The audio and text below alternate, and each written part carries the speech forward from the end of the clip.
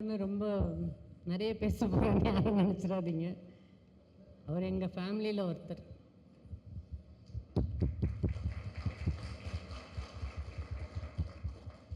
நான் வேற ஒரு இடத்துல இருந்தேன். மார்னிங் ஃபோன் பண்ணி கேட்டார். ஓகே வரேன் அப்படின்னு சொல்லிட்டு வந்துட்டேன். அவ்வளோதான் விஜய் ஆண்டனி.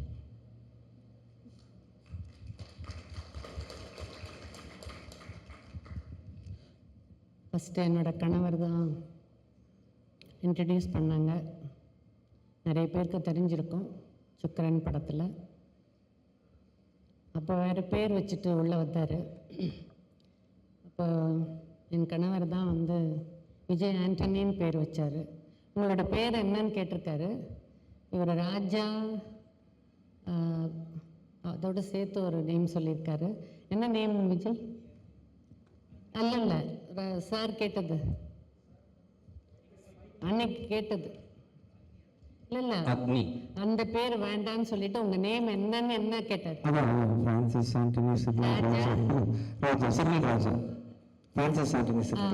அந்த நேம் சொன்னோன்னா அவர் விஜய் ஆண்டனின்னு வச்சுட்டாரு. அவர் ரொம்ப ராசியானவர், உங்களுக்கே எல்லாருக்கும் தெரியும் என் கணவர் எவ்வளோ ராசியானவர்னு. இவர் ராசியாக தானே இருக்காரு, அவருக்கு என்ன குறைச்சல்? 25 படம் முடிச்சுட்டு 25வது படம் 25th மூவின்னு சொன்னாங்க. 2005 அவரை இன்ட்ரடியூஸ் பண்ணாங்க. மியூசிக் டைரக்டரே நல்லா வந்துட்டு இருந்தார். திடீர்னு அவருக்கு நடிக்கணும்னு ஆசை அவர் செலக்ட் பண்ணுற ஸ்டோரிஸ் நான் எல்லா மூவிஸும் பார்த்துருக்கேன். ஃபஸ்ட்டு மூவி நான் வேளச்சேரி என்ன மால் அது ஃபீனிக்ஸ் மாலில் பார்த்தேன். நான் அவரோட செலக்ட் பண்ணுற சப்ஜெக்டு அவரோட புதுசாக இருக்கும். எனக்கு என்னமோ ரொம்ப வித்தியாசமாக இருக்கும். வித்தியாசமான மனிதர். நிச்சயமாக இன்னும் பெரிய இடத்துக்கு வரணும். ஆல்ரெடி ஒரு நல்ல இடத்துல இருக்கார் கடவுள் கிருபையில். இன்னும் பெரிய இடத்துக்கு வரணும்னு கடவுளை வேண்டிக்கிறேன். நன்றி, வணக்கம். தேங்க்யூ அம்மா. நீங்கள் அந்த சார் ரொம்ப நல்லா இருக்கார்.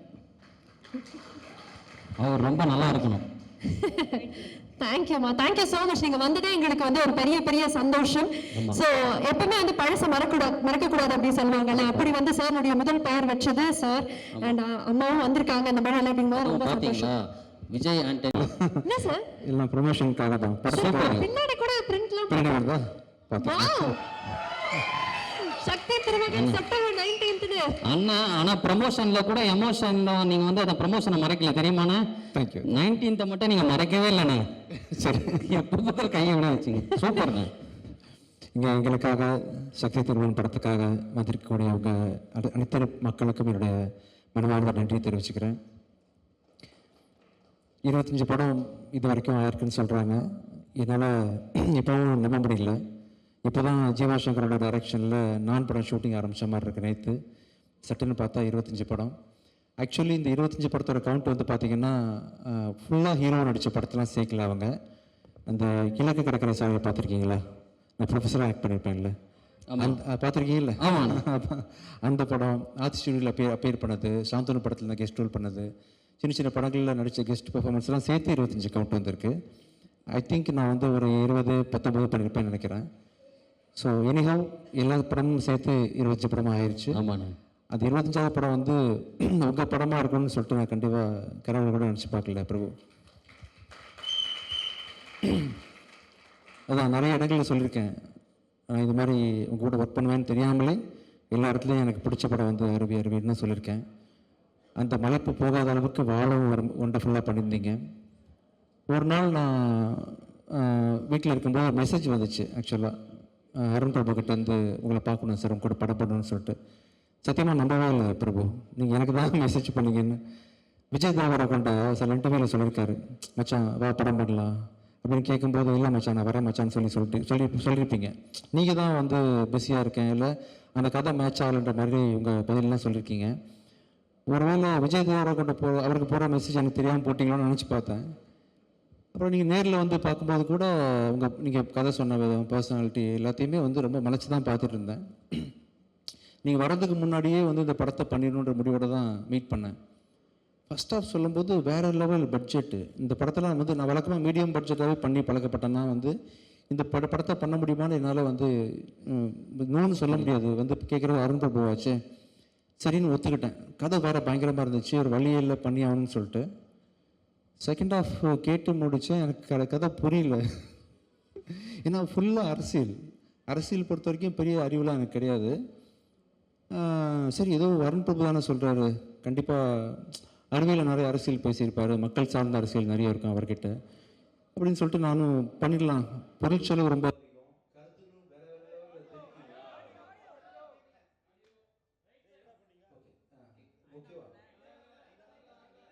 thumbs up மட்டும் கொடுங்க. வருது. ஓகே, போயிடலாமா? Okay, thank you sir, thank you. So first of கேட்ட உடனே நம்ம வரும்போதே முடிவு பண்ணிட்டேன். ஆனால் அது பயங்கர செலவாகும் போல் இருக்கு. பட் என்ன பண்ணுறது, அருண் பிரபு கேட்டார் பண்ணிடலான்னு சொல்லிட்டு கதையும் வேறு லெவலில் இருந்துச்சு. செகண்ட் ஹாஃப் கேட்கும்போது எனக்கு ஒன்றுமே அரசியல் தெரிக்குது, வசனங்கள்லாம் வந்து புரியல, இது என்ன சொல்ல வரான்னு தெரியல. சரி படம் போட்டு கடைசியில் நிறைய என்னோடய ஃப்ரெண்ட்ஸ் பார்த்தாங்க, எதுவும் குறியீடு இதாக வச்சுருக்காரா படத்துக்குள்ளே அப்படின்னு சொல்லி பயந்து கேட்டேன். குறியீடு இல்லை சார், டைரெக்டாக சொல்லியிருக்காரு. நேராக தெரிக்குது, உங்கள் நிலமை என்ன ஆகும்னு தெரியல இந்த படத்துக்கு அப்புறம்னு சொல்லிட்டு என் ஃப்ரெண்ட்ஸ்லாம் சொன்னாங்க. என்ன ஆனாலும் இது ஆர்ட் ஃபார்முக்குள்ளே இருக்குது பிரபு, ஆர்ட்டாக தான் நீங்கள் பண்ணியிருக்கீங்க. என்ன நீங்கள் எப்படி சொல்லியிருந்தாலும், எந்த கட்சியை பற்றி நீங்கள் என்ன பேசியிருந்தாலுமே இதை வந்து எல்லாருமே கண்டிப்பாக படமாக மட்டும்தான் பார்ப்பாங்க. நானும் அப்படி தான் பார்த்தேன். So one of the very important film in my career. Thank you so much. And ஒரு படம் உருவாகுதுன்னா அதுக்கு டைரக்டர் எவ்வளோ முழு முதற் காரணம் எனக்கு நல்லாவே தெரியும். ஒரு கதையை எனக்காக எழுதி சுமந்து ஒரு 5 வருஷம் ப்ராசஸ் பண்ணி வாழ்க்கை அப்புறம் 4th இயரில் இது ஆக்சுவலாக 4-5 வருஷம் எனக்காக அந்த கதையை கொண்டு வந்து என்னை ப்ரெசென்ட் பண்ணதுக்கு ரொம்ப ரொம்ப நன்றி. இப்போ பெருமை மிகு படமாக இந்த படம் வந்து இந்த கம்பெனிக்கு அமைஞ்சிருக்கு. Thank you so much, thank you so much. Super. இந்த படம் வெற்றியை தொடர்ந்து நான் இன்னும் நிறைய பேருக்கு வந்து நிறைய ஆப்பர்ச்சுனிட்டி கொடுக்க முடியும். இந்த வெற்றி எனக்கு கொடுக்க போது நினைக்கும் போது தேங்க்யூ ஸோ மச். அப்புறம் ஒவ்வொரு படமும் உருவாகிறதுக்கு காரணம் வந்து கண்டிப்பாக ஒரு கண் நீங்கன்னா இன்னொரு கண் வந்து கேமராமேனோட கண். ஷெல்லியோட உழைப்பு வந்து மிகப்பெரிய உழைப்பு. ஒரு ஹஸ்பண்ட் ஒய்ஃபு கூட இந்த அளவுக்கு காம்பினேஷன் இருக்குமான்னு தெரியல. அவங்க சார் சொன்ன மாதிரி குசுன்னு பேசிப்பாங்க, என்ன பேசிக்கிறாங்கன்னு தெரியாது. வேறு லெவல் காம்பினேஷன் நீங்கள் 2 பேருமே. கடைசி வரைக்கும் நீங்கள் 2 பேருமே சேர்ந்தே படம் பண்ணணும்னு ஆசைப்பட்றேன் ஆக்சுவலாக. Thank you so much. Arun Prabhu Shelley கூட்டணியில் இன்னொரு படமும் தயாரிட்டு இருக்கு, நம்ம கம்பெனியில் பண்ண போகிறோம். அதை பற்றின அறிவிப்புகள் வந்து கூடிய சீக்கிரம் நான் சொல்கிறேன் கூட. Thank you so much. அப்புறம் மகாராஷ்டிராலேருந்து 1, கேரளாலேருந்து 1ன்னு சொல்லிட்டு ஹீரோயின் நமக்காக கொடுத்துருக்காங்க. சார் எப்படி சார் அது, how was it even possible? உங்களுடைய படத்துல மட்டும் தான் சார் இப்போ 2 states 3 states இந்த மாதிரி ரீயூனியன்லாம் நடக்குது சார். ஆமாம், பேன் இந்தியாவை எப்படி கிரியேட் பண்ணுறோம், ஃபுல்லாக டைரக்டரோட சாய்ஸ் தான். ஓகே. வழக்கமாகவே அவரோட அருவி படம் அண்ட் வால் படத்தெல்லாம் பார்த்தீங்கன்னா ஹீரோயின் செலெக்ஷன் பெக்யூலராக இருக்கும். இந்த படத்தில் யார் செலக்ட் பண்ண, நான் எல்லா கான்டாக்டும் கொடுக்குறேன் அவர்கிட்ட, தெரிஞ்சவங்க நடித்தவங்க டாப்பில் இருக்கிறவங்க எல்லாத்தையும் கொடுக்கும்போது இல்லை சார் நான் ஒரு பெக்யூலராக தேடிட்டு இருக்கேன்னு சொல்லிட்டு கடைசியாக வந்து பிருத்தியை செலக்ட் பண்ணி ஃபோட்டோ காமிச்சார். அப்போ தான் வெரி பெக்யூலியர் ஃபேஸ் இந்த படத்தில் வந்து இந்த கேரக்டருக்கு வந்து இந்த மாதிரி ஒரு ஒரிஜினல் எமோஷன் ஃபீலிங் கொடுக்க முடியாது யாருனாலையுமே. சூப்பர். இவர் படத்தை பார்த்தீங்கன்னா ஆக்சுவலாக சினிமா மாதிரி தெரியாது, ரியல் கேரக்டர்ஸ், யாருக்கு மேக்கப் கிடையாது ஆக்சுவலாக. ஒருத்தர் கூட மேக்கப் இல்லாமல் ரியலாக வேர்த்து படம் பண்ணி வித்தியாசமான ஒரு எக்ஸ்பீரியன்ஸ் எனக்கு. அண்ட் அவர் கூட நிறைய கற்றுக்கிட்டேன், நிறைய இன்புட் எனக்கு கிடைச்சிது ஆஸ் அ டைரக்டராக. நிறைய எனக்கு உங்களை அறியாமல் எனக்கு சொல்லிக் கொடுத்துருக்கீங்க Prabhu. And thank you so much sir, உங்கள் கூட ஒர்க் பண்ணது ரொம்ப சந்தோஷம் எனக்கு. And assistant directors, technical team, இந்த நிகழ்ச்சியை வந்து இவ்வளோ சர்ப்ரைஸ் கொடுத்தவங்க எல்லாருக்கும் என்னோட மனமான நன்றி. And once again Dhananjayan sir, எங்கே இருந்தாலும் உங்களோட விஷயங்ஸ் எனக்கு எப்போவுமே இருக்குது, உங்கள் விஷஸ் இருக்குது. Thank you so much sir. இந்த படத்துக்கு அப்புறமா நம்ம கம்பெனி இன்னொரு ஸ்டாண்டர்டுக்கு போவோம் நம்புகிறேன். தேங்க்யூ ஸோ மச் பிரபு. தேங்க்ஸ் அகேன் இங்கே வந்து இந்த விழாவை சிறப்பிச்சு கொடுத்த அத்தனை பேருக்கும் நன்றி. அண்ட் இன்றைக்கி வந்து முக்கியமான நாள் அப்படின்றதுனால 100 சாமி அனௌன்ஸ் பண்ணிடலான்னு சொல்லிட்டு அனௌன்ஸ் பண்ணோம். 100 சாமி வந்து மே மாதம் 1ஆம் தேதி திரைக்கு வரும். சசி சார் சொன்ன மாதிரி அது பிச்சைக்காரனோட 1 இன்ச்சாவது கண்டிப்பாக மேலே இருக்கும். Thank you so much. Thank you sir. ஆனால் உங்களை அப்படியே விட போகிறது கிடையாது. தனஞ்சயன் சார் பேசும்போது 2026 வந்து வேற பிளான்ஸ்லாம் இருக்காது சார் வந்து சொல்லுவார் அப்படின்னு ஒரு விஷயம் அப்படி சொல்லிட்டு போயிட்டாரு. ஆனால் அந்த 2026 வேற பிளான்ஸ்னா எங்கள் மைண்டில் என்னப்பா அப்படி ஒரு மாதிரி போயிடுச்சு, அது என்னன்னு தெரிஞ்சுக்கணும் மாதிரி க்யூரியஸாக இருக்கேன் சார். வேற ஆங்கர் வச்சுக்கலாம் தான். இல்ல இல்ல அந்த மாதிரி அது உங்களுடைய பிளான் எனக்கு தெரியும் கதிர். அது யாரோ சார் ஒரு நிமிஷம் சார் யார் அது விசில் அடிச்சது? உனக்கு பிடிக்காதவங்க தான். அது நியாயமே கிடையாது சார். அது அரசியல் தான் அப்படின்னு நீங்கள் நினச்சிட்டு இருப்பீங்க இல்லை, அது கிடையாது. அதெல்லாம் இல்லைங்க, எனக்கு அரசியலெல்லாம் இப்போதைக்கு ஆர்வம் இல்லை. அது வேற ஒரு பிளான். இப்போ நிறைய யங்ஸ்டர்ஸ்க்கு வந்து ஆப்பர்ச்சுனிட்டி கொடுக்கறதுக்காக நான் வந்து தேடி தேடி கால் பண்ணி, இப்போ இன்ஃபேக்ட் நம்ம ரோமியோ டைரக்டர் விநாயக்கெல்லாம் நான் தான் கால் பண்ணி கூப்பிட்டேன், ஜோஷுவா கால் பண்ணி கூப்பிட்டேன். விஜயாண்டியோட தனிப்பட்ட பலத்தினால வந்து எனக்கு வந்து வருஷத்துக்கு ஒரு 4 படம் தான் ப்ரொடியூஸ் பண்ண முடியும், இல்லை அதிகபட்சம் 5 ப்ரொடியூஸ் பண்ண முடியும். பட் இன்னும் நிறைய பேருக்கு உதவி பண்ணணும், நிறைய புது புது இயக்குநர்களை ஊக்குவிக்கணும், நல்ல நல்ல கண்டென்ட்டை நிறைய லாங்குவேஜஸில் கூட ப்ரொடியூஸ் பண்ணணும்னு ஆசை இருக்குது. அது தனியாக என்னால் பண்ண முடியாது, அதுக்கு வந்து பெரிய பலம் வேணும். அந்த பலம் வந்து தனியாக எனக்கு கிடைக்காது. அது விஜயாண்டனி ஃபிலிம் கார்பரேஷன் வந்து பப்ளிக் லிமிட்டடாக மாறினா தான் கிடைக்கும். அப்படின்றதுனால 2027 வந்து விஜயாண்டனி ஃபிலிம் கார்பரேஷன் வந்து பப்ளிக் லிமிட்டடாக மாறப்போகுது. தேங்க்யூ. அதான் thank you. Sir I think this is why we celebrate you நினைக்கிறேன். Thank you sir. இந்த படத்தினுடைய ட்ரெய்லர் பார்க்கும்போது 3 வார்த்தைகள் மட்டும் வந்தது, கேங்ஸ்டர், ஹஸ்லர் அண்ட் ட்ரிக்ஸ்டர் அப்படின்னு. இப்போ இந்த காஸ்ட் அண்ட் க்ரூல யாரு கேங்ஸ்டர், யாரு ஹஸ்லர், யாரு ட்ரிக்ஸ்டர்? நான் தான் சார். உங்களை தவிர சார், அது சொல்ல விட்டுட்டேன். இங்கேவா? இங்கே உங்களை தவிர நம்மளுடைய காஸ்ட் அண்ட் க்ரூல வந்து எல்லாருமே அவரும் தான். சார் கேங்ஸ்டர் ஒருத்தங்க, ட்ரிக்ஸ்டர் ஒருத்தங்க, ஹஸ்லர் ஒருத்தங்க கொடுக்கறோம்னா என்ன சேர்க்கக்கூடாதா? உங்களை சேர்க்க கூடாது சார். நீங்க கேம்லயே இல்ல, ஆட்டத்துல யாரெல்லாம் வச்சுக்கலாம் சொல்லுங்க நீங்க. ஆமா, யார் வேணா யார் வேணா படத்துல ஏன் 2 அழகான பொண்ணுங்க இருக்காங்க, அவங்களையும் சேர்த்துக்கணுமா அதில்? சேர்த்துக்கலாம் சார். என்ன பிரபு என்ன சொல்றாங்க? அவங்கள பார்த்து எப்படி சொல்றது இந்த மாதிரி? என்ன பார்த்தே சொல்லுவாங்க. வாய்சன், தேங்க்யூ ஸோ மச் வாய்சன், நல்லா பாடுனீங்கப்பா, தேங்க்யூ. ட்ரிக்ஸ்டர் கேங்ஸ்டர்லாம் நான் தான் ஆக்சுவலி திருடன் இருக்கிறதுலையே, நீ அங்கேருந்து செலக்ட் பண்ண சொல்கிறீங்களே எப்படி? அவங்கள பாவம்ப்பா கம்பேரிட்டிவ். தேங்க்யூப்பா. Okay sir. இப்போ வந்து நாங்க வந்து சர்ட்டே கேட்டிருந்தோம், இந்த நியோ பொலிட்டிக்கல் ஃபிலிம் அப்படின்னா என்னன்னு உங்களுடைய பார்வையில சொல்லுங்க. நீங்க சொல்லணும்னு ஆசைப்படுறோம். நியோ பொலிட்டிக்கல் ஃபிலிம்னா வாட் இஸ் தட்? இது வரைக்கும் நீங்கள் பார்த்த அரசியல் படங்கள் எல்லாமே ரொம்ப புனையப்பட்டு ரொம்ப செயற்கையாக இருக்கும், ரொம்ப ரொம்ப ப்ராக்டிக்கலாக இருக்கும். இப்போ நீங்கள் பார்க்கும்போது சினிமா பார்க்குற மாதிரி உங்களுக்கு தோணாது, ரொம்ப லைவாக இருக்கும். ஸோ மக்களோட வாழ்வியலை பேசுது. எனக்கு தெரிஞ்ச அரசியல் வந்து பார்த்திங்கன்னா ஏழை பணக்காரன் அவங்களுக்கு பெரிய வேறுபாடு இருக்குது. ஜாதி அரசியல் எனக்கு தெரியாது, மத அரசியல் எனக்கு தெரியாது.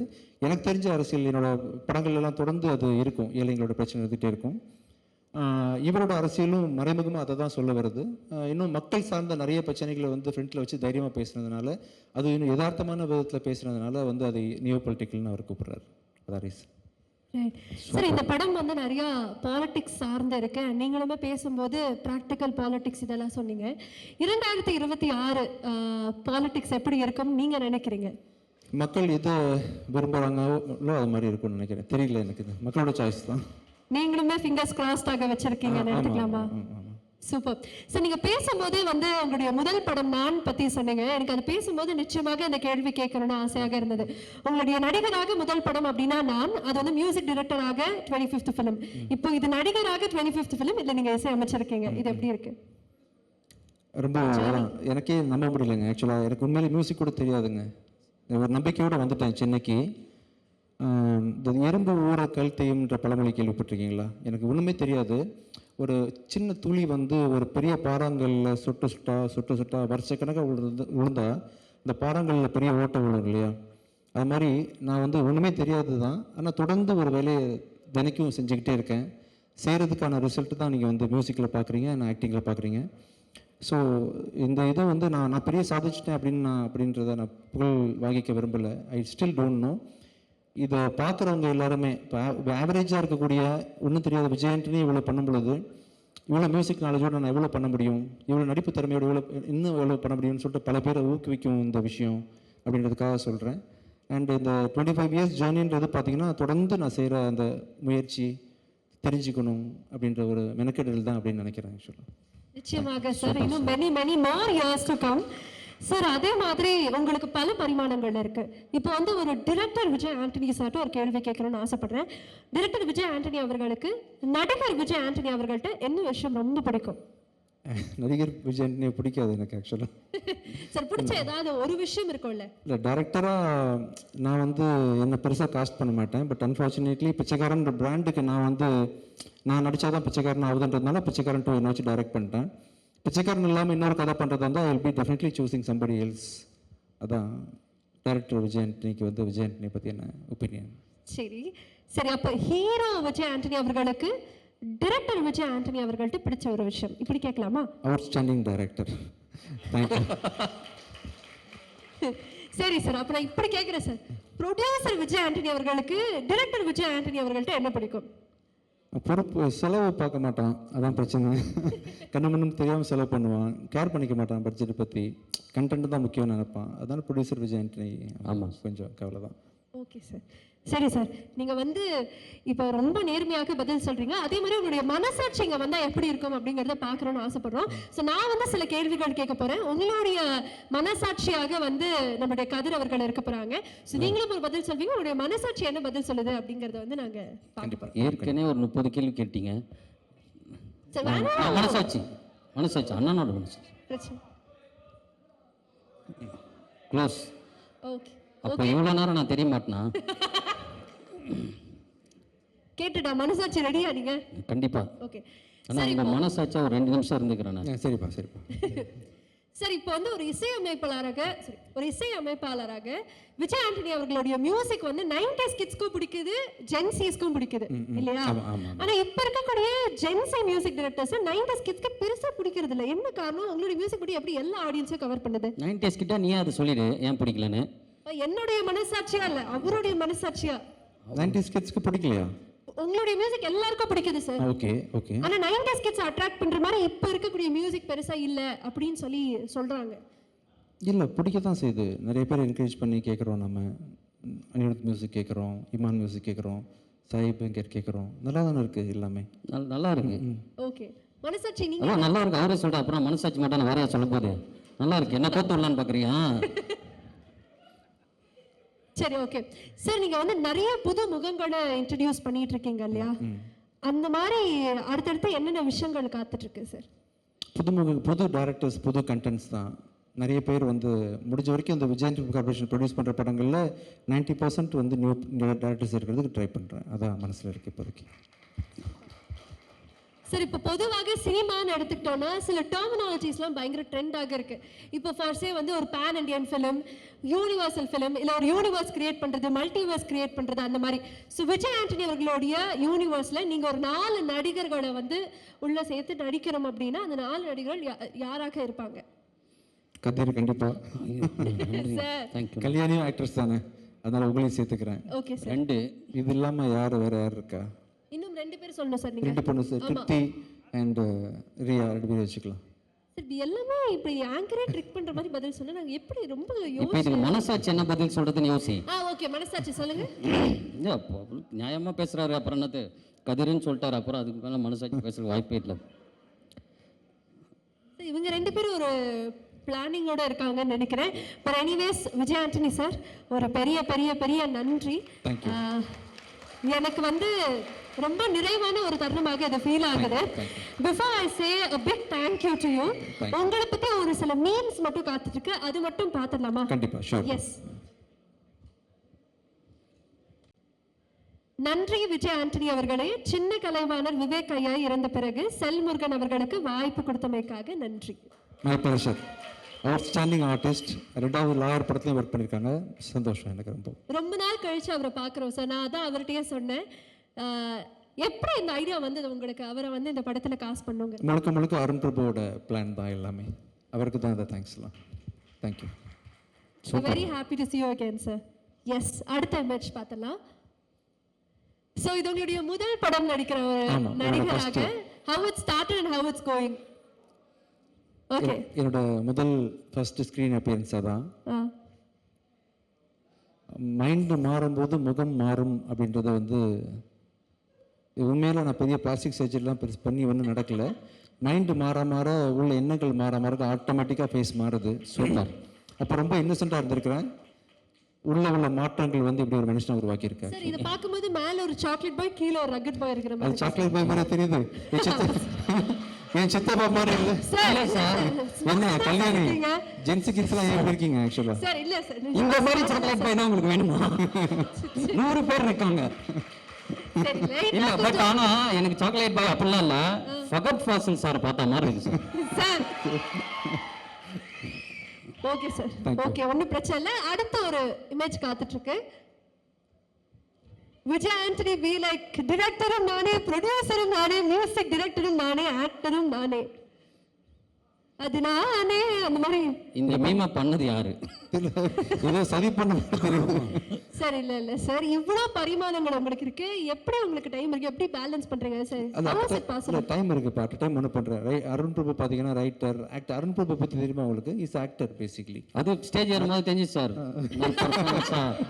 அவர் நிறைய டிவி சீரியல்லாம் பண்ணியிருக்கிறாரு actor come writer cum director இது என்னென்ன இருக்குன்னு தெரியல உள்ள ஆக்சுவல் லிரிக் ரைட்டர் யார் சார் பண்ணிட்டு எப்படி சார் இப்படி அமைதியாக டீமே வந்து ஒரு மல்டி டாஸ்கிங் டீம்னு நினைக்கிறேன் இந்த மீமுக்கு வந்து ஆன்சர் வந்து அங்க பக்கத்துல இருக்க போட்டோல இருக்கு சார் எல்லாமே கலெக்ஷன் சார் ஓகே அப்படியே இறுதியாக ஒரு ஃபைனல் மீம் நமக்காக இந்த படத்துல அரசியல் பேச ஆரம்பிச்சிட்டாரு விஜய் ஆண்டனி அவர்கள் அரசியல் பயணத்திற்கு வாழ்த்துக்கள் சார் அப்படின்னு சொன்னோடனே விஜய் ஆண்டனி சாரோட ரியாக்ஷன் அதேதான்